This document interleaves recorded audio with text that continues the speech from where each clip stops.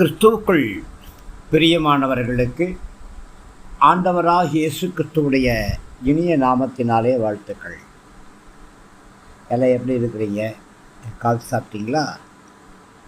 இந்த நாளின் தியானத்திற்காக நாம் எடுத்துக்கொண்ட வேத பகுதி எபிரேயரின் நிருபம் 13ஆம் அதிகாரம் 10வது வசனம். நமக்கு ஒரு பலிபீடம் உண்டு. பிரியமானவர்களே, பலிபீடம் அப்படின்னு சொன்ன உடனே நம்முடைய கண்களுக்கு முன்பாக வரக்கூடியது இரத்தமும் பற்றி எரியக்கூடிய அக்கினியும் சாம்பலும் வெந்து எரியும் நெடியும்தான். பிரியமானவர்களே, இஸ்ரவேல் மக்கள் பயன்படுத்தின பலிபீடம் சித்தி மரத்தால் செய்யப்பட்டது. வெண்கல கதவுகளால் பொதியப்பட்டது. அதன் அளவுகோல் 5x5x3 என்பதாகும். 5 முழ நீளம், 5 முழ அகலங்கொண்டு அது சதுர அமைப்பில் இருக்க உயரம் மட்டும் 3 முழமாக இருக்கும். யாத்ராகமம் 27ஆம் அதிகாரம் முதல் 8 வசனங்களில் நீங்கள் இதை தியானிக்கலாம். 5 அப்படிங்கிற எண் பரிசுத்த வேதாகமத்தில் தேவ கிருபையை காட்டக்கூடியதாக இருக்குது. 3 முழ உயரம் அப்படிங்கிறது எந்த பெரியவர்களும் சிறியவர்களும் பலி பொருளை பார்க்கத்தக்கதான உயரத்தில் இருக்குது. வெண்கலம் அப்படிங்கிறது தேவனுடைய நியாய தீர்ப்பு, பரிசுத்தம் இவைகளை காட்டக்கூடியதாக இருக்குது.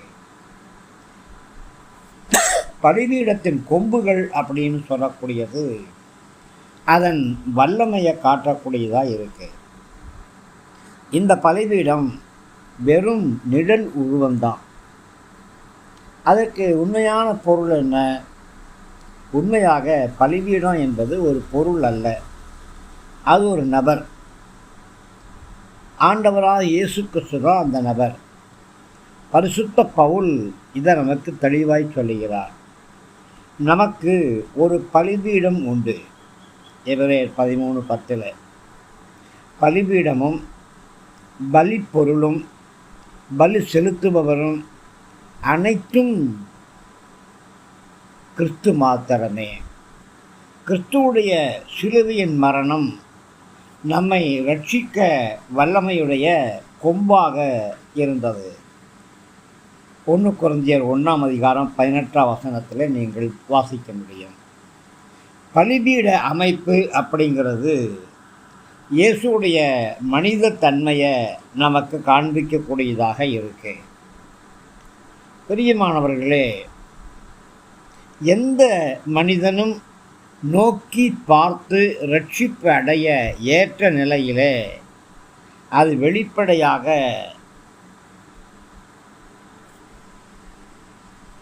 வானுக்கும் பூமிக்கும் நடுவிலே சிலுவையிலே உயர்த்தப்பட்ட இயேசுவை காண்பிக்கக்கூடியதாக இருக்கிறது.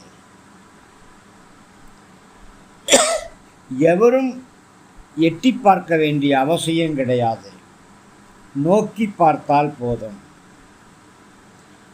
இயேசுவை நோக்கி பார்க்கிற அனைவரும் ரட்சிக்கப்படுவார்கள் என்பதுதான் அதன் அழைப்பாக இருக்கு. இயேசு கிறிஸ்துவுடைய பலி ஆகுதல் அப்படிங்கிறது ஏதோ ஒரு இருண்ட மூலையில் ஒழுங்கில் அனைத்து உலகின் இரட்சகர்கள், அனைத்து உலக மக்களின் ரட்சிப்பையும் வெளிப்படையாக இயேசு தான் பலியாய் ஆனபடியினாலே காண்பிக்கக்கூடியவராய் இருக்கிறார். வெந்து எரியக்கூடிய பலி பொருளை காணும் எந்த ஒரு யூதனும் இஸ்ரவேலனும் நெஞ்சிலே கை வைத்து இதயத்திலே அழுவான். எனது பாவங்களுக்காக அல்லவா இந்த ஒன்றுமறியாத ஜீவன் வெந்து சாம்பலாகிறது என்று. இதோ இரத்தம். இந்த இரத்தம் கெத்செமனே பூங்காவிலே துவங்கி கல்வாரி சிலுவையிலே முடிவு பெறுகிறது. அந்த பலிபீடத்திலே பற்றி எரியக்கூடிய தீயானது தேவ கோபாக்கினையின் அக்கினியாக காணப்படுகிறது. அதன் வேதனையின் சத்தம் என்ன? என் தேவனே, என் தேவனே, ஏன் என்னை கைவிட்டீர் என்பதுதான். அதிலே காணப்படக்கூடிய பலிபீடத்திலே காணப்படக்கூடிய சாம்பலின் தாற்பயம் என்ன? முற்றிலும் அங்கீகரிக்கப்பட்ட பலிக்கு அந்த சாம்பல் அடையாளமாய் இருக்கிறது. தேவ கோபாக்கினையின் அக்னி இயேசுவை தகன பலியாக அங்கீகரித்ததன் அடையாளமாக இயேசு ஜீவனை விட்டார். அதிலேதான் அந்த சாம்பலின் வெளிப்பாடு நமக்கு கிடைக்கிறது. அந்த வெந்து எரியக்கூடிய நொடி அல்லது அந்த வாசனை இருக்கிறது அல்லவா, அது தேவ நீதி நுகர்ந்து பார்க்கக்கூடிய சுகந்த வாசனையாக இருக்கிறது. இயேசு சொன்னார், சொன்னதை செய்தார், நமக்கு இரட்சகரானார். ஆம் பிரியமானவர்களே, இயேசு சொன்னார், சொன்னதை செய்தார், நமக்கு இரட்சகரானார். நாமும் தேவனுடைய சந்நிதியிலே நம்மை படைக்கும் படைப்பாக அழைக்கப்பட்டிருக்கிறோம். ரோமருடைய புஸ்தகம் 12ஆம் அதிகாரம் 1ஆம் வசனத்திலும் 2ஆம் வசனத்திலும் இதை வாசிக்கலாம். கலாத்தியர் 2:20 பவுல் சொல்கிறார், கிறிஸ்துவோடு கூட சிலுவையிலே அறையப்பட்டேன், ஆயிலும் நான் பிழைத்திருக்கிறேன் என்று சொல்லுகிறார். பிரியமானவர்களே, நம்முடைய சுயம் அந்த பலிபீடத்திலே சாம்பலாய் மாறி போகிறது. சுயமென்னில் சாம்பலாய் மாற சுத்தாவியே அனல் மூட்டும், ஜெயம்பென்று மாமிசம் சாக தேவா அருள் செய்யுமே என்று சொல்லி அந்த பலிபீடத்தின் முன்பாக நெஞ்சுருக பாடுகிறோமே, அங்கே சுயம் சாம்பலாக்கப்படுகிறது. ஆம், நாம் பாவத்துக்கு செத்து நீதிக்காக பிழைத்து நாளுக்கு நாள் இயேசு கிறிஸ்துவுக்குள் பலனடையவே அழைக்கப்படுகிறோம்.